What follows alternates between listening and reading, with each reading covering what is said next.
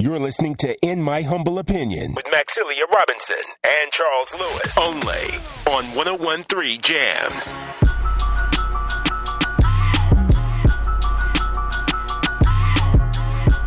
Right. As we proceed to give you what you need. 2021, mother. And we got a room full of rappers. Don't get me started, man. Want to be rappers? Don't like a rapper. Yeah, and we had to drop the QB for Queens to Get the Money, aka Aaron over here. Because he was trying to say I was being an old head, but the one lyric in that song that always catches me is when Havoc says, sometimes I wonder, do I deserve to live, or am I going to burn in hell for all the things I did? That is a deep one. Yeah, man. It's just music like Sade. That was a great interview, man. It was. I mean, that was really, really good. It was. Yeah. And still to come, Chris Allen, Jesse Higgins, Chris. Oh, man. So looking forward to that convo. The brother is much more than a comedian and got a story to tell. So make sure you tell a friend. Jesse catching us up on that Seville Tomorrow news headlines, including former police something chief. before we move on, Charles, real quick, that I didn't really get to make a comment about when Shaw was in the studio, is that I remember, I think I referenced this situation before when we interviewed Nikki Giovanni sometime back. Mm-hmm. And it was right after someone, another unarmed Black person had been killed by a police officer. I remember talking to her about that situation, and she said that we as a people, as a Black people, she said, we'll be all right. We'll make some music. We'll be all right. Yes, that's what she said. And I remember walking away from that conversation like, what the blank does that mean? What does that mean? And so, I just kind of rolled that whole comment over in my head again, over and over again. And, I didn't grow up, and even now, music doesn't mean a whole lot to me. It's comforting. It has its place in my life, but the meaning it has to me is pretty superficial. But I have grown to learn how important music is to a people, as Shad said, and as Black people especially, and even going back to like slavery times, music is where we have that release, where we escape from reality, where we can express our despair, where we can hope, where we can dream, where we can heal. Like, it is all of those things. Yeah. So, communication. Talking about that, resonated so much. And I don't, I'm late to the game. Maybe y'all already knew this, but I think it was just something I wanted to put out there. That's all. Appreciate that. What you think, Aaron? Yeah, shout out to Miss Max, man. She hit it right nail on the head. Dropping the actual factuals. Absolutely. So what you think, Miss Max? You got something for him, or we gonna wait? Like, we ain't trying to crunch your time too much. We talking about Ask Max? I got one. I think I have a personal one, though. I think I got a personal one. We can do one. Let me get my seatbelt on. Because we can close the hour with it, and y'all, and if based on what y'all hear, 434-422-9101 during the break, IMHO Talk Show online. Yeah. But Miss Max, you go ahead and get started. But as you start, as I always say, every superhero got to have theme music. It's the question. Right. Well, I appreciate it. It's the questions. That's right. And like I said, this one is personal for me. I'm raising 4 young Black boys, and the oldest right now is 16 years old. And can I just say the struggle is real at times. And so and Charles is raising young Black boys. Aaron is as well. And I was listening to someone's story here recently, and they're an adult now, but they were just talking about their experiences in life and bad choices and whatnot. And he went from being a drug dealer to now writing a book, and spending some time in prison and writing a book and different things like that, and really using his experiences as a testimony. But he said something very intriguing in that conversation, and I was like, I gotta take these back to my guys and hear their perspective on this. And what he said when the interviewer asked him about the role that his parents played in his life or trying to get him back on the straight and narrow when he was a young kid or teenager was, he said that it was difficult for him. He said that the correction of his mother didn't do anything for him because correction from mom felt like love. And so he had to go through the process of actually being incarcerated, hitting that rock bottom, in order to learn, to truly learn. And I thought, is that fair? Is that an accurate?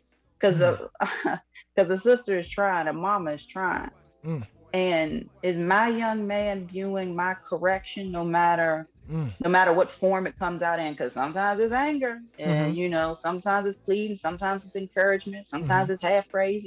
I'm trying all of them. I'm checking all the boxes in, all of them. Which one gonna work today? Everyone.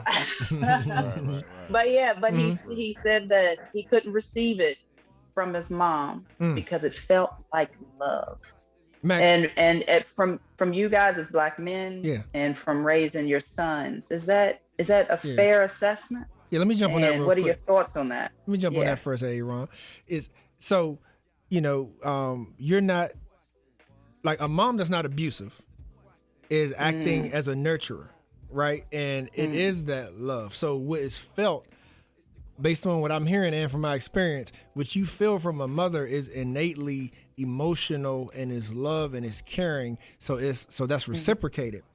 Now within that, with the male energy, what I found as a father, Aaron and Max, is that regardless of how transparent and emotional and intimate, that I want to show my boys and my young men that a man can be and needs to be for his own, stability, as far as, emotional stability, they still innately expect dad to be the tough one.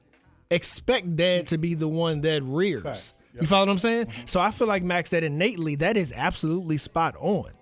The mother's love is innately going to be that like deep emotion, that sensitivity. And just like innately, the father is going to be the one where that discipline, like that, is felt more when it comes from a man. Now, that doesn't mean that you can't discipline. I'm just saying that it does come across totally different. And you feel that in your soul as a young Black male. And I can tell you that from my experience mentoring and stuff as well. Some of those Black boys, like, you would think that there's no hope for them.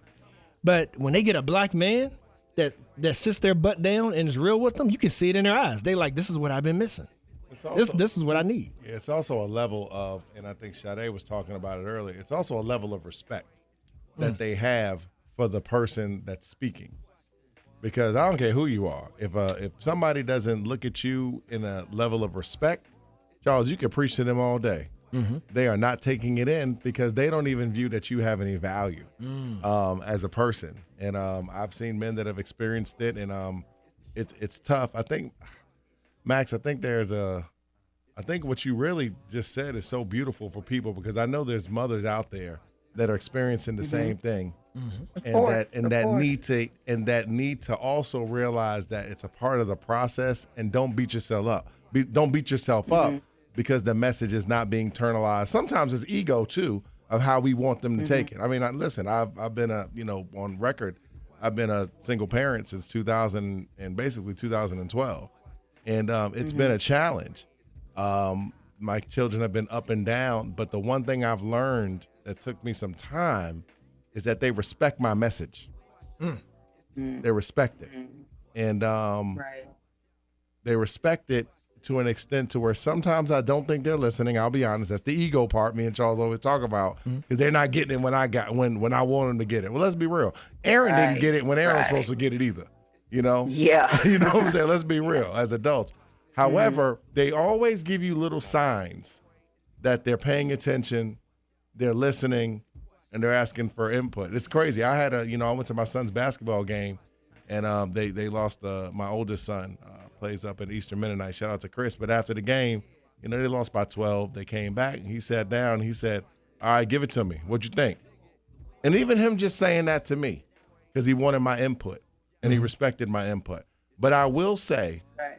Max, men, Yeah. we learn through pain. We learn through pain. Babies, babies, they got to fall. Men, we learn through pain. And sometimes that pain is not him neglecting your advice, Max. It's not him not loving you, but sometimes he's like, Ma, I got to learn it myself. I hear you, but I need the pain. I need the pain. And I see, so speaking of that pain, Aaron, I see as a mom, I see that. Yeah. But you hands on, you're trying to get in there and fix it and teach a lesson. And, but after hearing that comment during that interview, then I'm questioning how much I should get in there, because is it effective? And then as a mom, we totally missed our break at the top of the hour. But as a mom, you can close it how you want. I also have to be willing to put my hands in the air and let Razor have it. Oh Lord, God bless you. And that is not always easy, because he's a strong person, and as a mother, I'm ready to rush in and be the protector, even knowing that my son's needed, but I understand, message received, and it's not, I think these are things that I was kind of coming to the conclusion on myself, but I definitely wanted to hear what you guys thought about that. You good? Nah, I know we got to wrap it up, but Max, I was just going to say, man, the temperament of the relationship is important too, in what you just mentioned, because when you guys are, or just as couples, and this is just, when couples are on the same page, you could see if Razor's like he went from like, okay, I want Razor to be on 100, but when he goes to 150, you could be like, baby, you know what? That's too much. Or, you know what? You were too soft on him. But that's where you got to, you know what I'm saying? That's where the balance comes in, because there's a balance to everything. Because as men, Charles has checked me like, bro, you too hard. Like, dude, you've been like, I know you, but you too hard. You got to show some empathy. Right. You got to show some love. And he was right. Gotta be a real And model. there's a not role balance. model. And then sometimes it's like, bro, you can't be having that, man. You better go check that. There's a balance. Yeah. There's a balance, and we have to have that. So great ass Max. Yep. Shout out to Max. Yeah. All right, Miss Max, go ahead and take us to break. Yeah, let's just go to break. I appreciate. I hope that the listeners gain something from that Ask Max. Thank you guys for being honest about that. Let's take a quick break, and when we come back, it's just more conversation, IMHO style. So don't go anywhere. You're listening to In My Humble Opinion with Maxilia Robinson and Charles Lewis, only on 101.3 Jams.